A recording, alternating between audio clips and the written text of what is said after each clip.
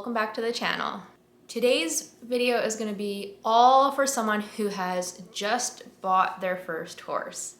You've bought the horse, you've likely completely fallen in love with this animal, and you're thinking, okay, I did it. I am now a horse owner. But here's the thing that no one really prepares you for.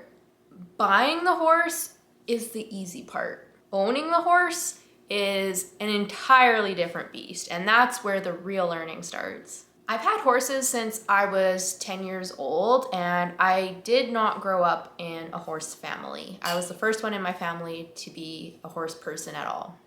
Because of that, I had to figure out pretty much everything the hard way. So today I want to go through some of the things that I wish I would have known when I was a first-time horse owner. The first thing is that you're going to need to make a big mental shift. The cost of buying your horse is likely the smallest expense you will have with this horse. And I would hope, hopefully you knew that coming into buying a horse. I hope you did your research and realized what you were getting yourself into, but I think a lot of people don't. They think, okay, once we get through the hurdle of buying the horse, saving up the money for the horse, then we're home free. And that is definitely not the case. You have board, you have feed, you have your farrier, you have your vet, you have tack, you have lessons, training, emergencies. It all adds up very, very quickly. And unfortunately, horses do not care if it is a bad time financially for you to all of a sudden show up with colic, for example. So I'm hoping that you budgeted how much a horse is going to cost you on a monthly basis and have money set aside for that. But if you don't and you already have the horse, you need to get your financial house in order ASAP and just get it in your head that horses are expensive, no matter how you approach it. I would just say if owning a horse is going to be stressful financially, that sucks a lot of the joy out of it. And I also don't want you to be making shortcuts or cutting corners in the name of saving money, because that is not fair to your horse. So this is a big one for sure as a first-time horse owner. Tip number 2 is that you actually do not know your horse at all yet, which that might be hard to hear, but it is definitely true. The horse that you tried at the seller's location is not going to be the same horse that you have here now wherever you're keeping your horse. And that horse is not going to be the same horse likely a month from now. New environments, new routines, new people, all of that stuff has an impact on your horse and can change how they behave. Give your horse some time to settle in. Don't rush training at all at this point. You should never rush training, but definitely don't rush it at this point. We don't want to label any issues too quickly while your horse is adjusting to its new life. And we don't want to assume something's wrong just because the horse doesn't feel the exact same way that it did, again, when you tried it at the seller's location. Tip number 3 is that consistency matters more than talent. You do not need to be the most talented handler or rider in the barn, but you do need to be consistent. Horses thrive on routine and consistency. They thrive on consistent handling, consistent expectations, consistent care.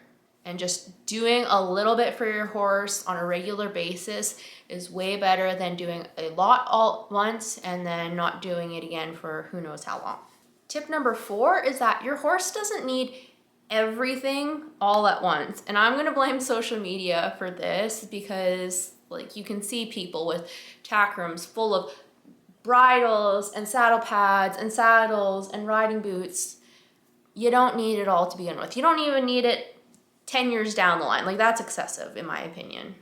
I would say start simple, learn from your horse. I'm assuming you're a complete newbie, getting in touch with a trainer or coach of some sort will give you a lot of direction on what you actually need at this point. Obviously, if you're riding a horse, you need the basics of a saddle pad, saddle that fits your horse, some sort of bridle setup that fits your horse and is appropriate for what you're doing.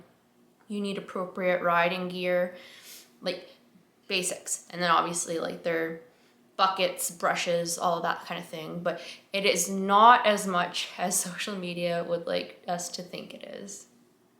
Tip number 5 is to build relationships with both your vet and your farrier as soon as you can. Your vet and your farrier will become 2 of the most important people in your horse's life. And you don't want to wait until there's an emergency to establish those relationships, especially with your vet.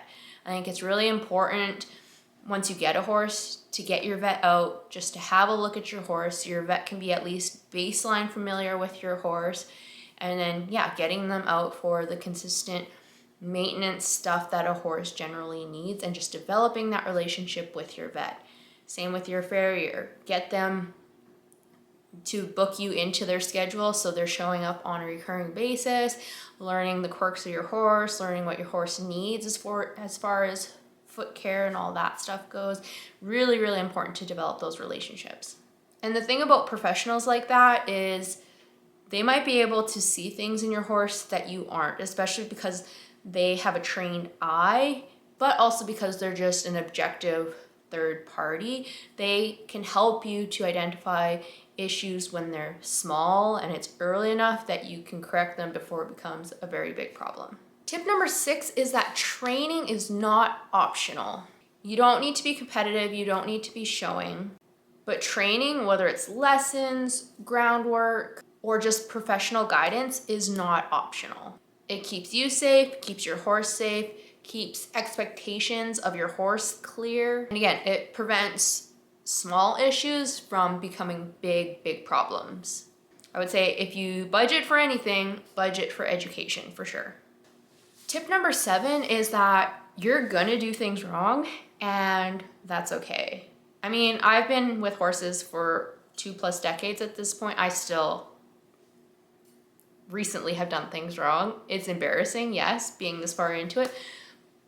It's just part of being a lifelong student. You're gonna make mistakes, and that's okay. Just as soon as you identify those mistakes, make sure that you're correcting them. There will be situations where you just misread what's going on, you'll handle something poorly or do something incorrectly with your horse. It's not failure, it's learning, assuming you learn from that, change your behavior, do things better next time type of thing. Every horse professional out there can give you a laundry list of things that they've done in the past that were big mistakes, little mistakes, things that they do better now. Like it is literally just part of being a horse person.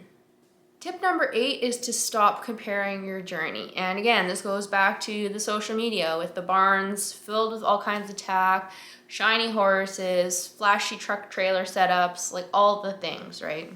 You can look at social media and think everyone's doing everything better, bigger, faster, like all the things. Everyone's way further ahead than you are. But you have to remember that social media is not real life. It is the highlight reel. Your horse, your resources, your goals, that is all specifically unique to you. And you're not comparing apples to oranges when you're comparing yourself and your situation, your horse's situation, to someone on the internet. Comparing yourself to other people serves nothing but to just rob you of the joy of working with your horse, and it gets you no further ahead. So I would, yes, follow inspirational horse people online, but there's also a little bit of just keeping your blinders on, listening to a small circle of professionals, and ignoring the rest. Tip number 9 is that some days showing up is just enough. And again, I've been with horses for a very long time, and I'm still having to tell myself that not every day has to be productive. Some days you'll ride, some days you'll do groundwork, some days you'll just groom them or go for a hand walk. And those moments matter too. That is part of being a horse owner and building a relationship and a bond with your horse. Horse ownership is built in those quiet, boring moments, not just the flashy ones where you're winning the buckle or the title or whatever it is. I was recently listening to an episode of the Dear Horse World podcast. I can't remember who she was interviewing, but he was talking about how people would be very surprised to find out how monotonous being like a top rider is. And it's the same for just general horse ownership, even if you're not at the Olympic level, which this guy was.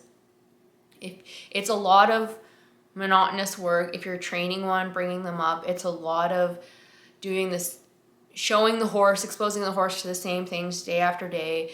The care that they need on a day-to-day basis is very much the same thing day after day. It's not flashy, and that's horses. That's how it is. Yes, we do have moments of flashy where it's running down night 10 of the NFR or riding at the Olympics or whatever it is. There is those flashy moments for certain people in the horse industry, but speaking for myself, it is a lot of quiet time spent with your horse. And I think if you're truly a horse person, those will be the moments that you come to cherish the most. And tip number 10, just something to be aware of. This is a long-term commitment. Owning a horse is not a phase, and it is a huge commitment. You now have a living, breathing animal whose needs are substantial. And if you're wanting to take care of that horse well into their years, again, horses can live 30 plus years. That is a long commitment. There's no saying you can't sell your horse, but just be aware that this can potentially be a long-term commitment. On the other side, I'm assuming buying your first horse, you're fairly new to horses. If you're wanting to become an experienced horse person, that is definitely a long-term commitment. It takes years and hours in the saddle, on the ground, spending time with horses, learning away from the barn as well, to really become an experienced horse person. I feel like the longer I stay in the horse world, the more I realize that there is so much to learn and so much that I don't know. And if you're really dedicated to becoming a really great horse person, you need to become dedicated to being a lifelong student of the horse. I guess I should have said at the beginning, if you just bought your first horse, like, congratulations, welcome to the horse world. It's challenging and humbling and very, very special to own a horse. And I hope that you have the best time getting to know your new horse and building a relationship with them. Just remember that you don't need to be perfect. Your horse doesn't need to have you be perfect, but you do have a responsibility to make sure that you are meeting at least their baseline level of care, which is not always intuitive for people who are not familiar with horses. So be sure you are seeking out the help of professionals, and like I said, developing the mindset of a lifelong learner. And if you are a new horse owner and you have a question, feel free to drop a comment, send me a DM. I will definitely reply to you and try to help you out as best as I can.